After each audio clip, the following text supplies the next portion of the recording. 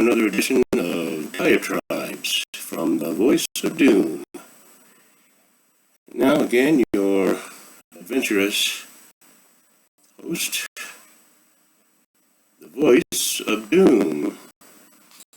Alright, I'll continue my soliloquy on transgenderism, and once I changed my ensemble, it's one fun thing about trying to be a girl is you can, have different looks, gray hair, black hair, pretty cool. I don't know. I like kind of conservative. I don't go out with these mini tight stuff, just regular. All right. I'm happy, reasonably happy. Whatever. It's a long story about that, so I will kind of continue that story, I guess, for a minute, and then get into the bathroom business.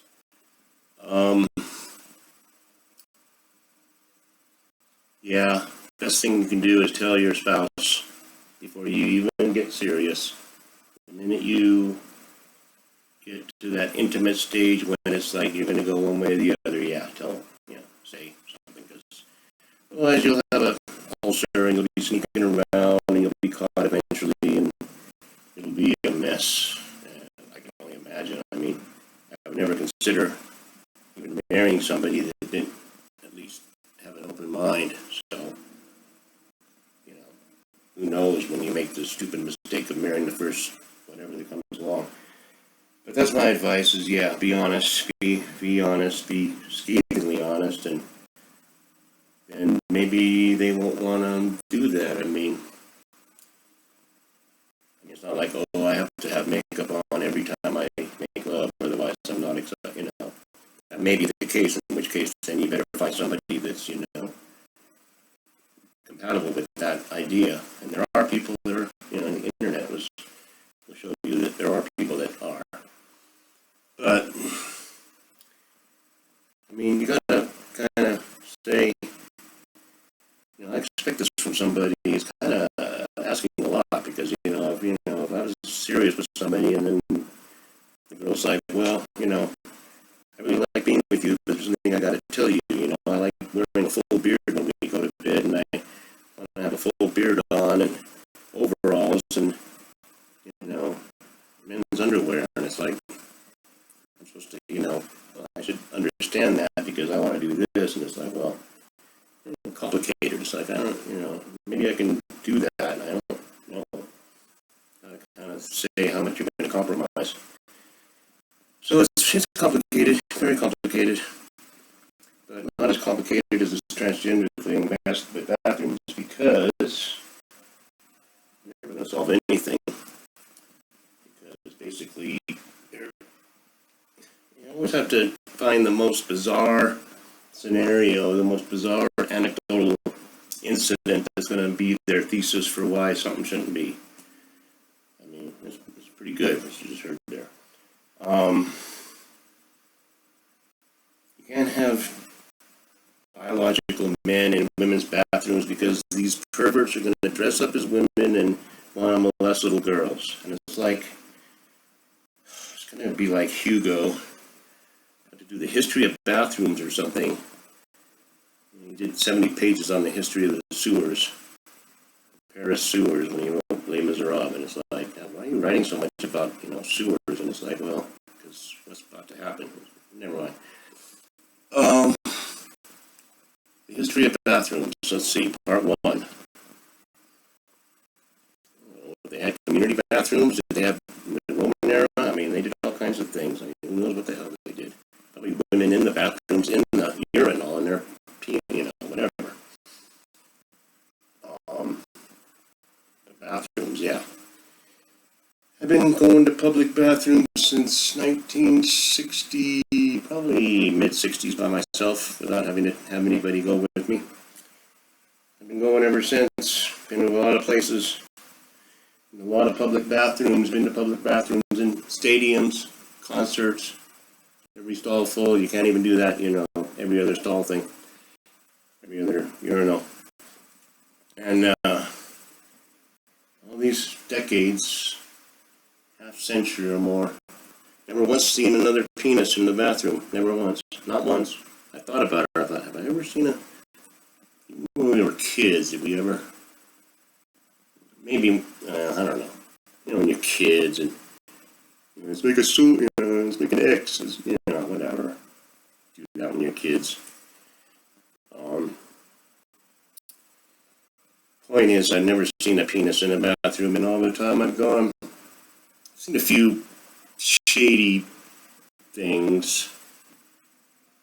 So happened, it was in the bus station in San Francisco, you know, right there by the bus, you know, bridge. So, I mean, you're going to expect, you know, people to live up to their stereotypes. But I haven't really seen anything happen in a bathroom. What are you going to do, you know? I don't even talk about little kids. I mean, we had that urban legend, and maybe it was true, but it's like, can't go to the bathroom alone because that man that killed, you know, or cut off the little boy's whatever. Can't go in the bathroom alone. You're afraid there's some, you know, what the hell's, you know, look down onto the... But yeah, bathrooms, I mean, never really had much problem with them.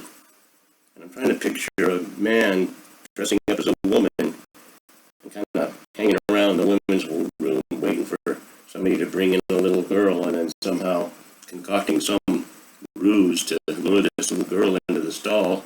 I mean, it's like, come on. People are getting ridiculous now. These kind of things probably won't happen. They probably will happen once, and that's all they need.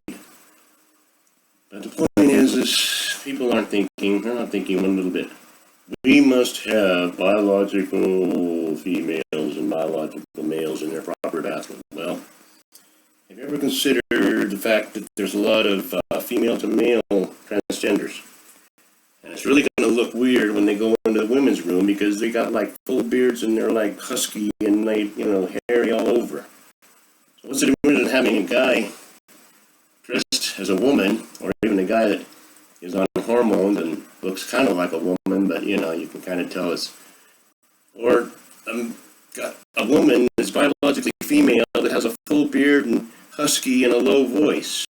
You guys are, nobody's even talked about that. You guys are not thinking. I don't know why I have to say this. So, well, I mean, things are kind of calmed down. Kind of had a big tizzy fit about bathrooms for a while with the schools, and now they closed down the schools, which is probably the best thing they could do. Don't have to worry about girls' bathrooms that are transgender in the school, but I mean, you know, basically right now, just try to find a neutral bathroom. I mean, or just don't go. I mean, if I get dressed up and I'm out, I'm not going to go in the women's bathroom because I just don't want to cause a brouhaha. And, you know, try to pass myself off, but I'd rather just not get into that, you know. And I'm not going to go in the men's bathroom dressed like that. It's ridiculous. It's, you know, dumb. So you find a neutral bathroom, go upstairs, go to some desolate place, and find one of these family places, and just kind of deal with it. It'll be dealt with. It's got to be, because there's all kinds of people, and they've got to be kind of with a basic, you know, release of, you know, bodily fluids. You gotta have some constitutional rights to that. So that'll be taken care of, but the only way that people are going to bring it back into the fore where they realize how difficult a problem it is if the trans, and it's going to take a lot of courage. It's going to take a lot of balls. I mean, a lot of not balls when you talk about it, because the only way for things to come to a head is for the transgender female to males to start going in the women's room. And they're going to start screaming and screeching and going, "Where's the man in the bathroom?" And it's like, well, no, I'm a biological woman. We'll prove it. Okay, here. Now what do we do? So I'll start a whole new brouhaha, and I think that should be the dilemma that kind of makes people think we got to kind of solve it. I can't solve it. It's really hard. I mean, transgenderism is hard. I mean, you can't just say, I want to be a woman and, you know, take hormones and then, yeah, become a woman. I'm taking hormones, and I'm telling you right now, it's not that simple. Because, well, I'm going to talk about that. I'll talk about 2020 because that's how it all ties together. And that's how my meaning of life can come to a full circle. I don't want to talk about that too much. Just a few more casual observations. I guess I could probably just talk about the social things and then get into racism on the next segment because it's real short and sweet, sort of. I mean, everybody, almost everybody on the planet kind of owes Caitlyn Jenner a thanks and gratitude because the kind of watermark, benchmark, whatever you call it, thing that really forces people to think because almost any other person could have said they're having a sex change or changing gender or whatever they're doing. And probably most people would just not care. I mean, don't even know who that person is. But Caitlyn Jenner used to be Bruce Jenner, and he was a decathlon champion, and he was the epitome of everything America stands for, and yet everything that masculinity stands for. I mean, it's crass, but, and he was an inspiration, and I saw it, when it happened, and I saw him running around that, jogging around that track with that flag, and everybody was proud, and everybody thought that was a real man. And meanwhile, I know what he's thinking. I didn't know at the time, but now, in retrospect, yeah, he's thinking, yeah, they all think I'm this superhero, and I want to put a dress on. So he's probably having his own, personal dilemmas, but to come out like he did forced everybody to examine the whole thing, because it's like even your most cisgender tractor pulling bearded whatever is gonna go, Bruce Jenner was a hero when I was a kid, now he wants to be a woman, and I think I still like whoever it is, but you gotta think, and it's like even everybody's gotta think, and we gotta owe gratitude to a person, and it's a lot of courage, a whole lot of courage, more courage than I could possibly do, and but it was just the confluence of different attributes that just made everybody go, wait a minute, we had to really stop and think. So I Caitlyn, everything. I'll vote for her. I don't live in California, but she doesn't really probably know what she's doing, but I'm sure she's better than just your guy with the Wheel of Fortune, whatever he is. So it's a short one. I think I pretty much finished up transgenderism. It's going to be revisited. I think I said most of what I wanted to say about I wanted to say more about the bathrooms, but it's just like people think that all these weird things are happening in the bathrooms, and if you give, I know you give people an inch, it's always going to be somebody, but, little girls, I worry about little boys in bathrooms. How many gay people go in bathrooms when little boys are there alone, and nobody, asks them, are you gay? It's the same, dilemma. Nobody even thinks about it, but, I'll probably throw in a few more obvious observations as I go, because the bathroom thing it's torture to watch people argue about it. It really is. Can't do it. I can't watch you people talk because you don't know anything. So that's that. I think I put that to bed. I'll work on racism next time. That really should be easy.